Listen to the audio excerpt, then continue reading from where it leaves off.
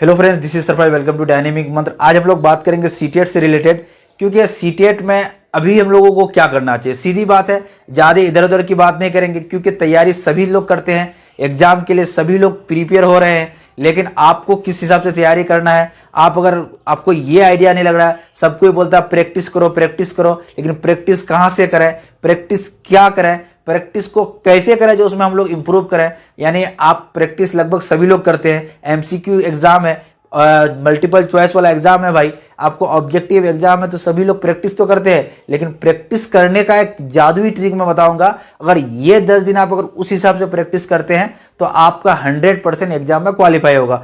क्योंकि एक बात याद रखिए आप, कि पिछला एग्जाम का रिजल्ट देखिए आप कि कितना हार्ड होता है। यानी आप मात्र 7% लोग पास कर रहे हैं 68 में, और प्राइमरी में मात्र 18% पास कर रहे हैं भैया। अब सोचिए कि 93% लोग डिस्क्वालीफाई हो रहे हैं।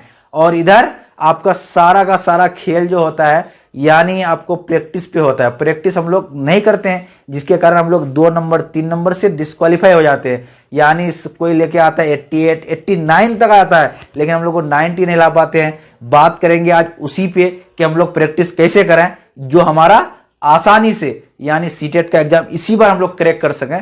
आपको इस पॉइंट पे फोकस करेंगे कि प्रैक्टिस कैसे करें जिससे हम एग्जाम में क्वालिफाई कर सके। यानी सीटेट दिसंबर वाला एग्जाम में हम लोग को क्वालिफाई करना है। पेपर 1 और पेपर 2 दोनों के लिए बता रहा हूं भैया।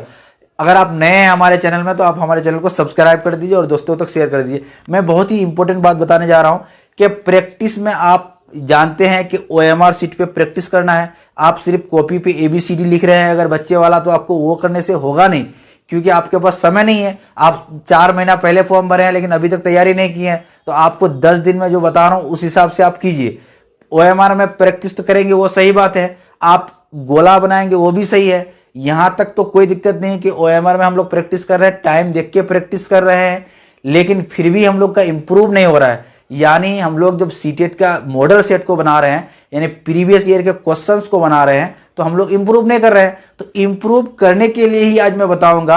आप एक ही पॉइंट पे ध्यान देंगे कि एक नंबर सेट अगर बना रहे हैं, यानी आप उठा करके कौन सा लेके आ गए, 2013 वाला मॉडल सेट को बना रहे हैं, यानी 2013 में जो एग्जाम हुआ उसको बना रहे हैं। आप 150 क्वेश्चंस को बनाते हैं। 150 क्वेश्चंस को बनाने के बाद आप क्या करते हैं भैया, एक बार चेक कर रहे हैं उसको कि 150 जो हम बनाए तो उसका आंसर किसे हम लोग मिलाते हैं कि कै नंबर का मेरा सही हुआ। 1 का A सही है, 2 का B सही है, C गलत हो गया। चेक कर लिए कि कितना आया। उसके बाद अब क्या करना है कि अब 85 नंबर का सही हुआ, बाकी क्वेश्चन गलत हो गया। लेकिन प्रैक्टिस करने का जो तरीका होता है, करता क्या है, मैक्सिमम स्टूडेंट 99% करता है कि एक बार सेट लगा लिया, उसको साइड कर दिया, 85 आ गया, वो सोचा कि नहीं होएगा, वो उदास हो जाता है, होपलेस हो जाता है कि नहीं हो सकता है, बहुत हार्ड है। तो आपको मैं बता रहा हूं कि आपको करना क्या है, 85 जो सही हुआ वो सही तो हुआ ही, जो गलत हो गया आप उसको एक बार फिर से पढ़िए। आपको थ्योरी जाना नहीं है पढ़ने के लिए, इधर उधर हेर फेर नहीं पढ़ना है। आपको सिर्फ और सिर्फ पढ़ना क्या है कि जितना क्वेश्चन आपने गलत बनाया उसको आप पढ़िए। और मैं दावे के साथ कहता हूं, आपका वो जब पढ़ लेंगे तो नेक्स्ट टाइम उससे रिलेटेड कोई भी क्वेश्चन आएगा आपका गलत नहीं होगा। तो एक बात हो गई ये कि हम लोगों को इस बात को याद रखना है कि कहां पे गलती की उसको सुधारना जरूरी है।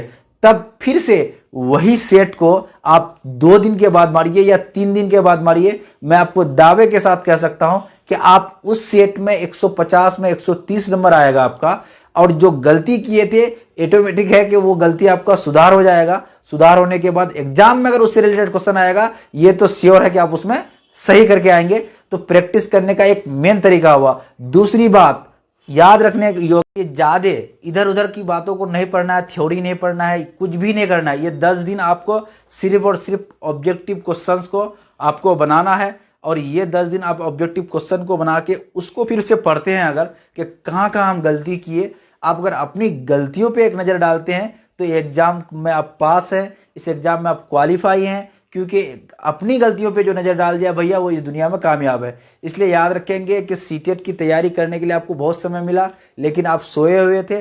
आज भी अगर जगते हैं, ये 10 दिन में आपको मैं दावे के साथ कहता हूं कि आप 10 दिन में एग्जाम में क्वालिफाई करेंगे। तो याद रखें कि प्रैक्टिस मारने का इससे अच्छा तरीका नहीं है जो मैं बताया कि practice makes a man perfect, यानी प्रैक्टिस से ही आपको सब कुछ होने वाला है। तो आप प्रैक्टिस कीजिए, OMR पे प्रैक्टिस कीजिए, टाइम देख के प्रैक्टिस कीजिए। इससे कई फायदे आपको मैं गिनाने लग जाऊं तो टाइम मैनेजमेंट हो जाएगा आपका, यहीं से एग्जाम का भय खत्म होगा, एग्जाम में आप डरेंगे नहीं। दूसरी बात हो जाएगा क्या कि आप एग्जाम देने की एक आदत बन जाएगी आपको, कि यहाँ 10 सेट अगर मान लेते हैं तो वहाँ एग्जाम जब देने जाएंगे तो आपको बिल्कुल लगेगा कि एग्जाम तो देते ही रोज। और जब ये कॉन्फिडेंस आ जाएगा कि एग्जाम देते ही है रोज, तो इसका मतलब है कि आप आसानी से क्वालिफाई करेंगे।